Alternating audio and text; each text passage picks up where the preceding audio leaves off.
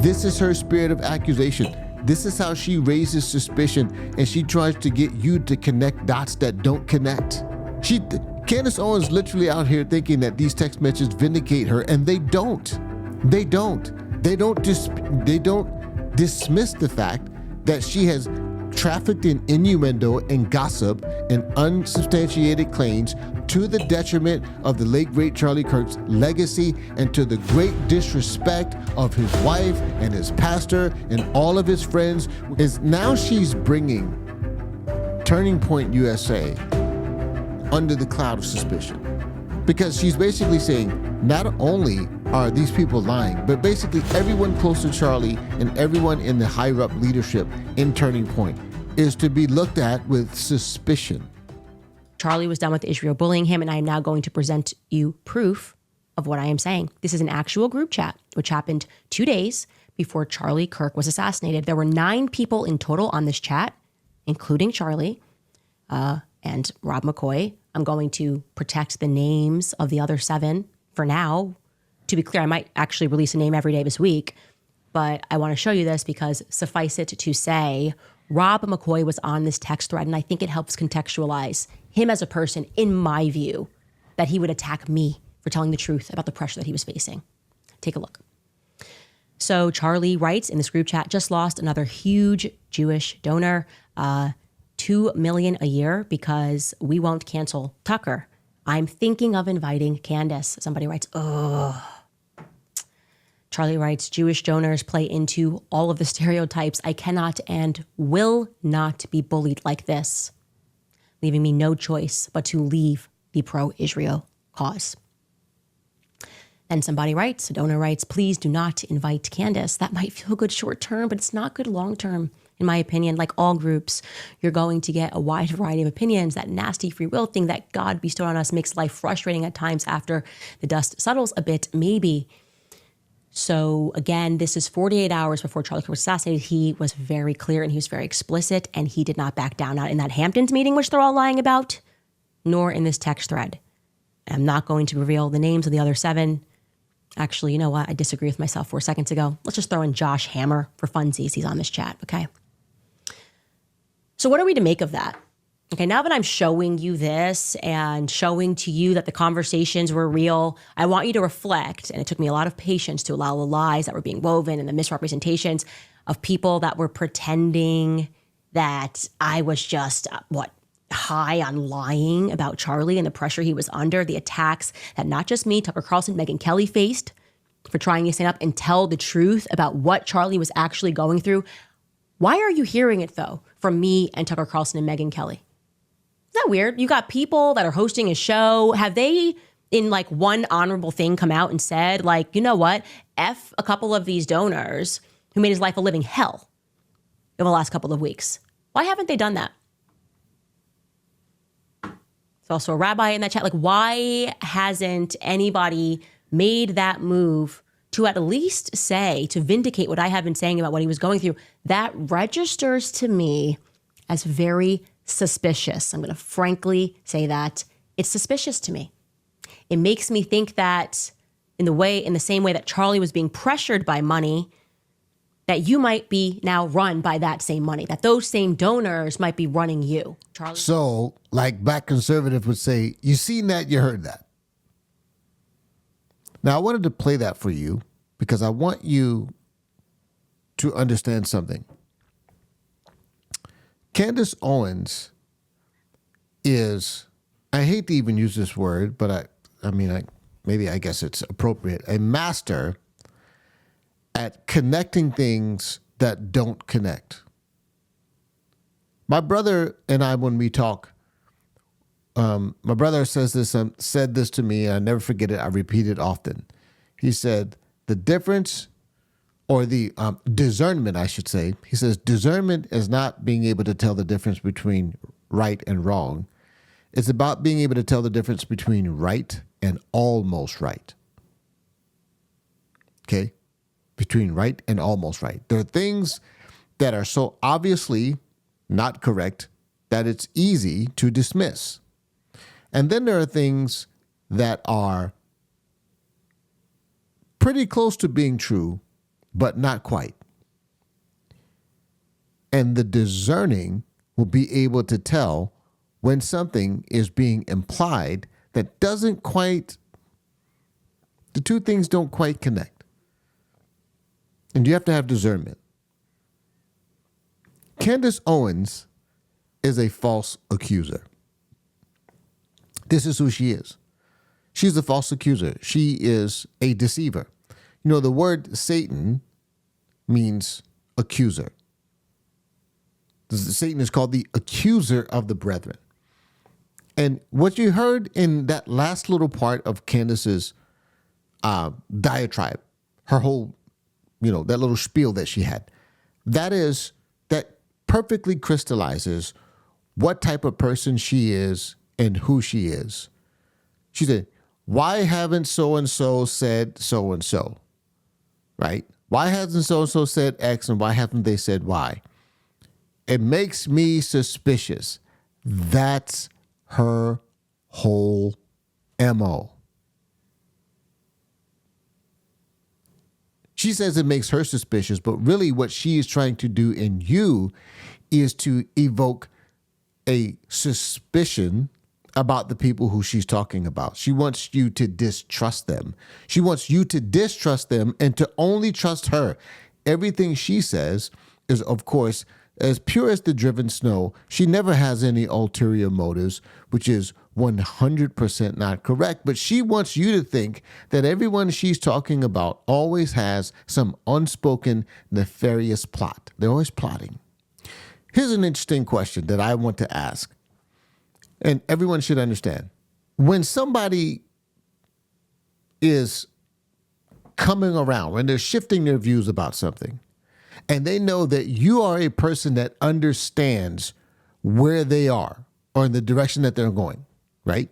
It is a natural thing to do to reach out to the person that has already been where you're going or who's already been where you are, because you want to draw from them. You want to connect with somebody who understands your difficulties, right? When you're in a difficult situation, you reach out to people who have already been where you are. As a matter of fact, I had a gentleman back in the day when I used to argue with people all the time on Facebook about politics, which is a terrible thing. Don't do it. There was this one guy, black guy. He was a police officer, and for whatever reason, he was a leftist, a lefty, hardcore Democrat, Trump deranged, just typical all things, right? That you typically see from people committed to the Democrat Party, But then something happened where there was some shooting, some national shooting that happened, and something happened with the police, and he came out and defended the police in this case, and people started attacking him like he would often see people attacking me when I defended the police. And so he reached out to me privately because he knew that in me there was somebody who could empathize and understand and give him some sort of perspective on how to go through that.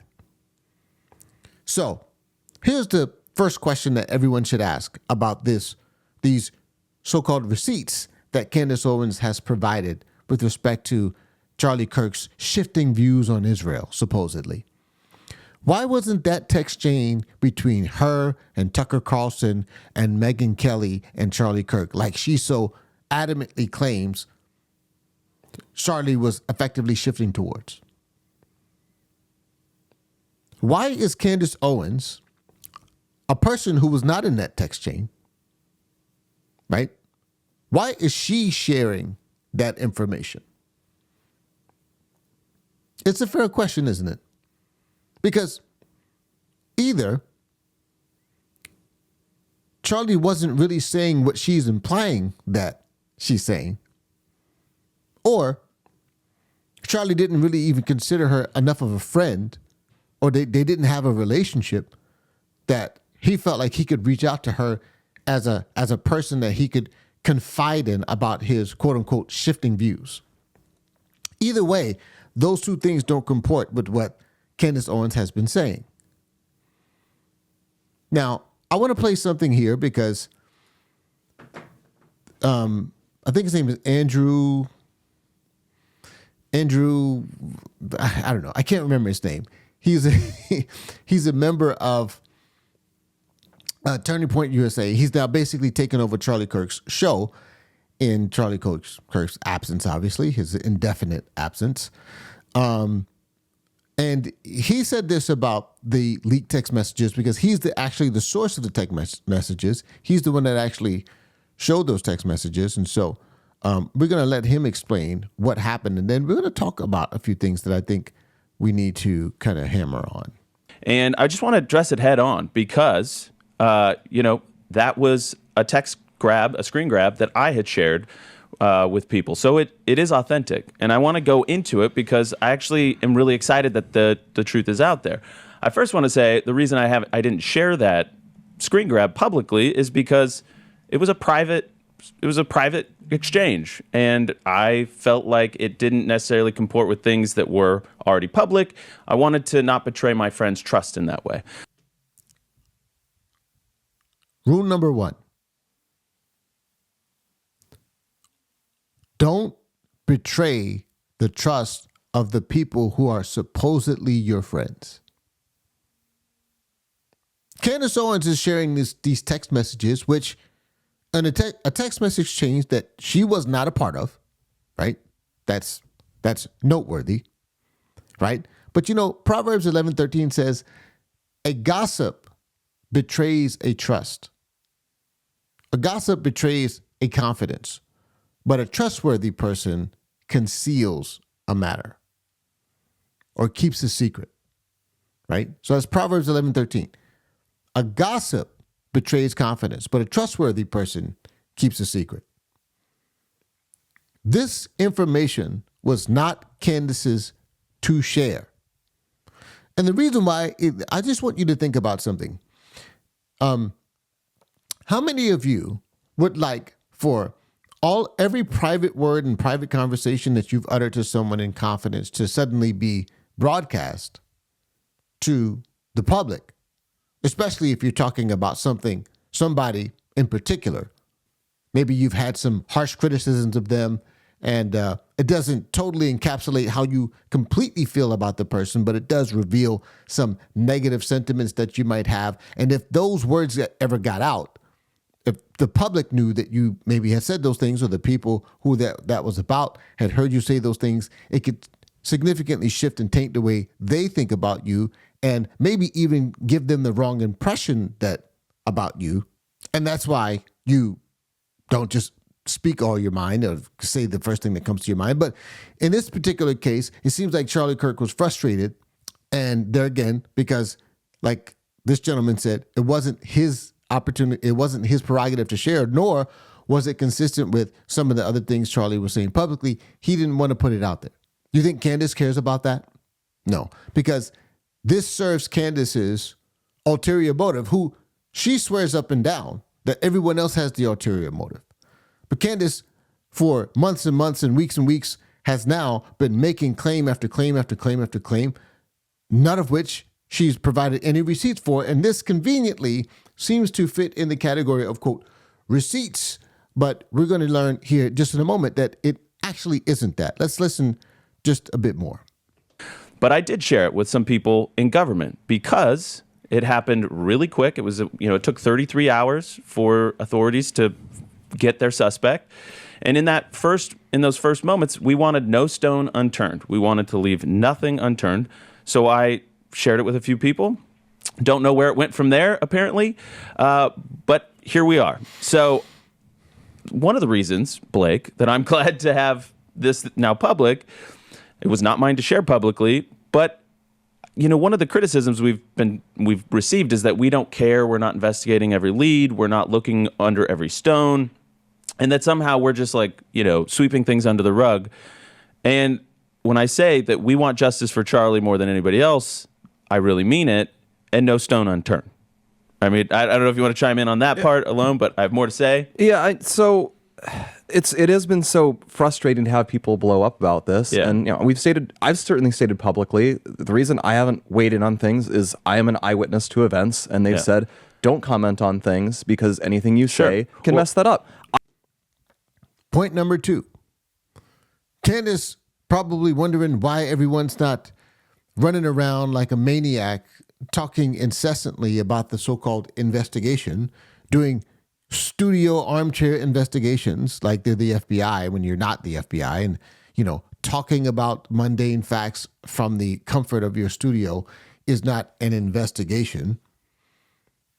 And she's probably wondering, how come no one's saying it? No, how come no one's being a maniac like I am, chasing down every conspiracy there is? Don't they care about Charlie Kirk like I do?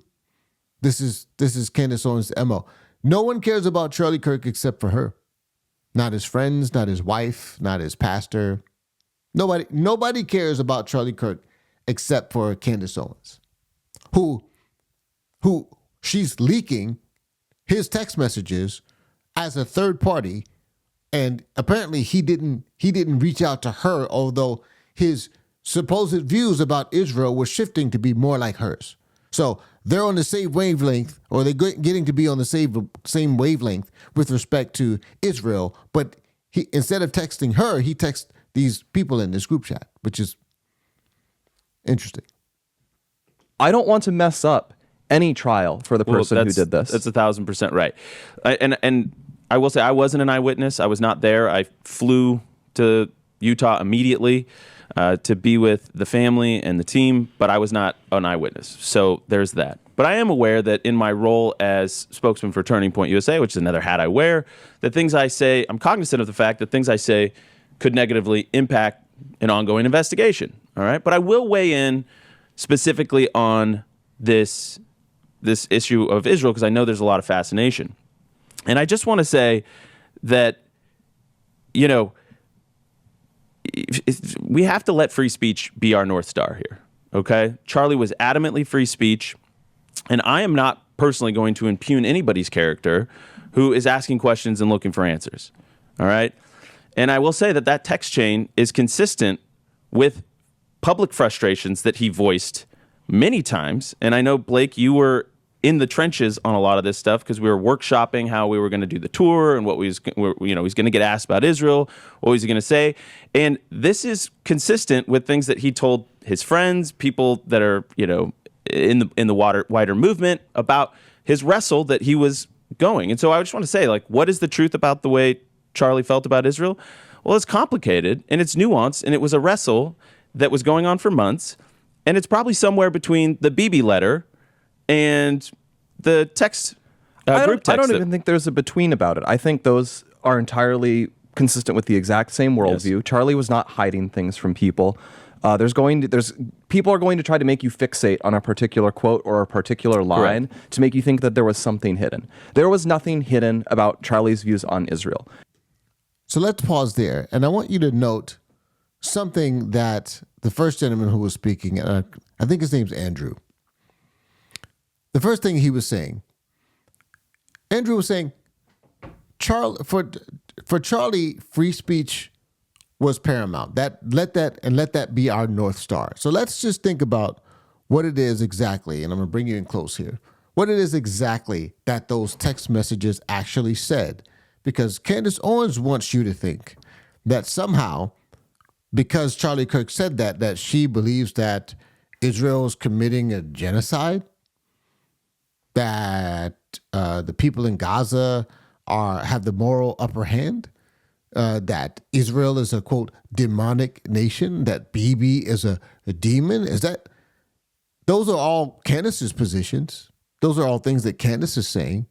So now, because Charlie Kirk expresses some frustration over a Jewish donor trying to pressure him into disinviting Tucker Carlson to one of his events, now all of a sudden her and Charlie Kirk are in lockstep with respect to their perspectives on Israel. Is that what those text messages revealed?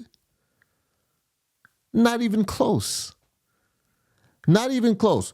Listen to what Andrew said. He said, let free speech be our North Star. Now let's just use some critical thinking here just for a moment. The context of those text messages was that there was a Jewish donor who withdrew a $2 million donation because Charlie Kirk wouldn't cancel Tucker Carlson. Now, Charlie Kirk hosted an event between a debate, I should say. He hosted a debate between Dave Smith, and Dave Smith is one of the most rabid anti-Israel advocates that's out there. You know, him and Larry Finkelstein, I think his name is Larry, I don't know, Finkelstein, whatever his name is. And then now Tucker, Candace, they're all in the same vein. Okay? I mean, you know, Candace might even be more rabid than Dave Smith, as far as I know. But he hosted it. He hosted a debate between a pro Israel guy and Dave Smith. And what Charlie actually wants to do is he actually wants to facilitate conversations and debate about these things, and even about Israel, even though a lot of people don't like the fact that Charlie gives a quote platform to people who have an anti-Israel sentiment. It doesn't mean he agrees with them. What it does mean is that Charlie is trying to facilitate conversations. Charlie goes, he talks to Bill Maher, he'll go and talk to Gavin Newsom, and then he'll talk to Tucker. He'll talk to anyone. It doesn't matter. And he wants to facilitate those debates. That's kind of his whole MO because he's trying to coalition build. That's what he does. And there was a Jewish donor telling him that he didn't want him to do that with Tucker because Tucker should be off limits. And he didn't like that. He didn't like that the guy was trying to tell him, you can't have Tucker on your platform. That's what he was frustrated about. He's not echoing Candace Owens' talking points. Whatever receipts Candace Owens thinks that were being provided, she didn't. Again, this is typical of Candace. She connects two things that don't actually connect, and then she thinks something's wrong with you because you don't see it. She did the same thing with Brigitte Macron. She did this whole 8 episodes, 6 or whatever episode thing, Becoming Brigitte, where all she talked about was how Brigitte Macron was creepy and weird and how she basically got with Emmanuel Macron when he was a kid and how bad people they were and how all of these bad people surround him and all of these, PDF files surrounded him and blah, blah, blah, blah, blah. And so she's saying all of these things. And I'm like, okay, all right, so maybe they're bad people. Yes, their relationship started off weird and creepy. Therefore, she's a man. You talk about a non sequitur. It does not follow. This is her MO. This is her spirit of accusation. This is how she raises suspicion, and she tries to get you to connect dots that don't connect. Candace Owens literally out here thinking that these text messages vindicate her, and they don't. They don't. They don't dismiss the fact that she has trafficked in innuendo and gossip and unsubstantiated claims to the detriment of the late, great Charlie Kirk's legacy and to the great disrespect of his wife and his pastor and all of his friends, where she has basically raised suspicions about the motives and their willingness to uncover and get to the bottom of their dear friend, family members, and in Erica's context, her husband. They don't want to know what the truth is more than Candace Owens does. Candace Owens wants to know more. She's more motivated to solve Charlie Kirk's murder and get to the bottom of it than his wife and his pastor and his very good friends. Those text messages don't absolve Candace Owens of her great slander and accusations. They don't even come close to doing that. So right now, what I'm going to do is we're going to listen to a little bit of information from Allie Beth Stuckey, because she does a good job going through some of the things that Candace Owens accuses a lot of people at Turning Point, a lot of people around Charlie Kirk of, and in particular, this whole Hamptons thing, which she mentioned in the very beginning. She says, they're lying about the Hamptons. This is what she said. So we're going to have a quick look here at what Allie Beth Stuckey did. She kind of compiled this information, and I think it's kind of gives a good summary. We've got subclaim 3. One of the donors, some people are claiming, was Bill Ackman, who was allegedly very angry at Charlie softening support of Israel. And the accusation goes he basically blackmailed him or threatened him to change his position. Ackman made an X post on September 15th responding to these accusations. It was a very long response, but he said, for the record, at no time have I ever threatened Charlie Kirk, Turning Point, or anyone associated with him. I've never blackmailed anyone, let alone Charlie. I've never offered Charlie or Turning Point any money in an attempt to influence Charlie's opinion on anything. In fact, my interactions with Charlie Kirk have been extremely cordial, albeit limited, regretfully so, as I was very impressed by him and his work, and I will sadly never see him again. So this accusation is referencing a summit or a meeting that actually did occur. I know that it occurred. Lots of people have said that it occurred at the Hamptons with some conservative influencers. I was not there. I was not invited or a part of that at all, but I know people who were there, and Bill Ackman really was there. Charlie Kirk really was there. And I'm sure there were maybe conversations about Israel, because I know Charlie was interested in hosting debates among these conservative commentators on Israel and the Palestinian conflict and how that is being handled. Ackman connected with Charlie via DM back in May, leading to a Zoom call on June 11th, where Kirk expressed concerns about young conservatives' waning support for Israel. Then Ackman posted his private WhatsApp text between him and Kirk to demonstrate their friendly interaction. It looks like Bill Ackman said, "How are you?" Charlie said, "I'm doing great. Really enjoyed our time together last week." So this is later. This is actually referencing the Hampton summit that happened in August. And then Charlie said, "Thank you again for doing that," speaking about hosting that summit. And then Bill Ackman said, "It was great to get to know you better. We should do dinner sometime with the ladies." Charlie said, "That would be awesome. Thank you. I will," etc. Okay, so they're talking about getting together at a certain point. And then Seth Dillon, CEO of the Babylon Bee, who was there in the Hamptons, he was also accused alongside of Ackman of pressuring Charlie in an intervention to get him to change his stance on Israel. And then Seth Dillon on X in a statement said, "I did not organize or participate in any intervention with Charlie." He said that he had no coercion, no threats, that he didn't pressure him in any way, and that he didn't notice any kind of anger going on here. Charlie's producer, Andrew Colvett, you were probably already familiar with Andrew, but if you watched my co-hosting of Charlie's show, then you saw him there, who is kind of taking the lead right now on Charlie's podcast. He issued a response. Yeah, so Andrew was like I mentioned earlier, he's the spokesman, and he was the person that basically whose text messages Candace Owens revealed. He was the one that revealed those screenshots. After consulting Turning Point staff who attended this August 4th through 5th retreat in the Hamptons. Andrew said, "I have been asked about the Bill Ackman event more than a few times now, so I asked our staff who were traveling with Charlie at that time to find out what's true. His team was with him 100% of the time when he wasn't in his hotel room. Here's what they told me, quote, Bill never yelled at Charlie, never pressed him on BB, never gave him a list of Charlie's offenses against Israel. There was concern raised about having Tucker at Student Action Summit, and Charlie's reply was, honestly, people telling me not to have Tucker makes me want to have Tucker, and I'm going to lock him in for AmFest 2. So we see there again, once again, something that Andrew actually alluded to when he said, let free speech be our North Star. And there we see Charlie's motivation and what he was really frustrated about in that text message chain, which is that he said, honestly, people telling me not to have Tucker makes me want to have Tucker. And I'm going to get him back for AmFest 2. What was Charlie Kirk doing?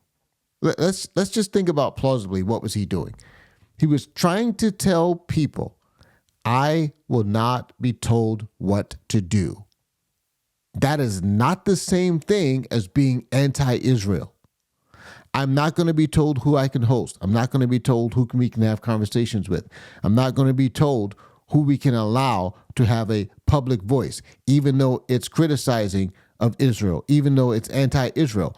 I am not for, this is what Charlie Kirk's position is, that I think it's pretty clear. I am not for censoring or blocking these people or not allowing them to speak in the public forum, even when they are anti-Israel. They don't have to agree with me. That doesn't mean they don't deserve to have a voice. And there's some people through pro-Israel lobby who don't agree with that. That's okay. Okay? There's still a Grand Canyon of space between Candace Owens' nut job ideas about Israel and what Charlie Kirk thought about them. Let's continue. All right. So those are the claims that are being made. Now, whether or not you want to believe those claims, maybe you don't believe Bill Ackman, maybe you don't believe Andrew Colvett, maybe you don't believe Seth Dillon, and that is your prerogative to decide who you want to believe. But I am telling you the response to the accusation that the pressure on Charlie reached some kind of fever pitch in the Hamptons, and that somehow this points to Israel being a part of Charlie's assassination. All right, we've got another subclaim on this category, but let me. So you see that here. You see kind of all of these ideas that somehow Bill Ackman was trying to press Charlie, trying to pressure him into being pro-Israel. Charlie was trying to be anti-Israel and blah, blah, blah, blah, blah. It's just not true. Candace Owens is making these claims. She's making these claims, and they're again trying to draw conclusions that don't actually line up. Candace Owens has not provided, once again, a single shred of evidence that anything that happened in the Hamptons was hostile or Bill Ackman tried to. She has no evidence of that. And she thinks that dropping these text messages, sharing these screenshots, which was not her prerogative to share, she thinks somehow that proves what she's saying about the Hamptons is true. Not even close. Not even close. And this is how I want to close this video, because what Candace is doing, and you saw it in the first video, right in the very beginning, is now she's bringing Turning Point USA under the cloud of suspicion. She's not just doing the, I'm just asking questions thing. That whole lame kind of, I'm just asking questions. Everybody knows that's not what's happening. Because she's basically saying not only are these people lying, but basically everyone close to Charlie and everyone in the higher up leadership in Turning Point is to be looked at with suspicion. That's basically what she said. So now let's just think about the implications of that, because now she's hurting the organization of Turning Point. And who does that benefit? Turning Point USA might be the single most important organization in this country with respect to shaping the minds of young people and the next generation of conservative voters. You talk about turning the tide. This is why Charlie Kirk was so hated, because he was effective, because he was actually having an impact on young people in that demographic, and they killed him for it. And now Candace Owens is out here in the public to her millions and millions of sycophants. Now she's trying to bring Turning Point as an organization under the cloud of suspicion and into disrepute. This is what I'm talking about. Who does that benefit? She's trying to vindicate her baseless claims, which she time after time after time, she comes up with a big nothing burger because she has no evidence of the things she's saying. And now she thinks, here's a chance for me to get a win. Here's a chance for me for once to provide some receipts for the things that I'm saying. And she doesn't actually have receipts, but what she actually ends up doing is bringing Turning Point USA into disrepute. And what happens if people start to believe her and Turning Point USA goes away? What's there to replace it? Candace Owens? Is she gonna be going to these colleges and having these conversations with people? No. What's she gonna be doing? She's gonna be right there in her basement, in her armchair, studio, talking crap about people that she can't prove. And if the next generation, think about the popularity of Turning Point now.